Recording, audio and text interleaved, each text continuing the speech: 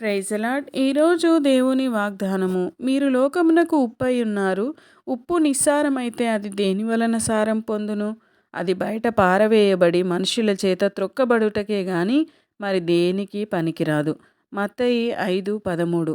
దేవుని చేతి ద్వారా మలచబడ్డ మనం, ఆయన రక్తం ద్వారా కడుగబడిన మనము ఈ లోకంలో ఎలా జీవించాలో మనకు దేవుడు జ్ఞాపకం చేస్తున్నాడు. మనం లోకమునకు ఉప్పై ఉన్నామని తెలియజేస్తున్నాడు. ఉప్పు రుచిని తెలియజేస్తుంది. అట్లు రుచిగా ఈ లోకంలో మనము జీవించాలని ఆశపడుతున్నాడు దేవుడు. సారము గల ఉప్పు రక్షణ పొందినవారు. యేసు ఆ ఉప్పుకు సారమునిచ్చి వెదకి రక్షించుచున్నాడు. సారము లేనిది లేక నిస్సారమైనది ఉప్పు రక్షింపబడని వారు. వీరు అవిశ్వాసులు, అల్ప విశ్వాసంలో బ్రతుకుచున్నవారు. సారము లేని ఉప్పు పనికిరానిది, పారవేయబడి త్రొక్కబడుతోంది. ఆయన రాజ్యమును నీతిని వెదకని వారు ఈహలోకమైన ఆశలతో దేవునికి సిరికి దాసులుగా ఉందురు.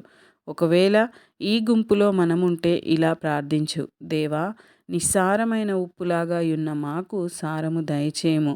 పాపమను రోత నుండి కడిగి పవిత్రపరిచి క్రొత్త స్వభావము దయచేయము. మంచి ఉప్పుగా ఉండునట్లు ఆశీర్వదించు తండ్రి అని ప్రార్థిద్దాము.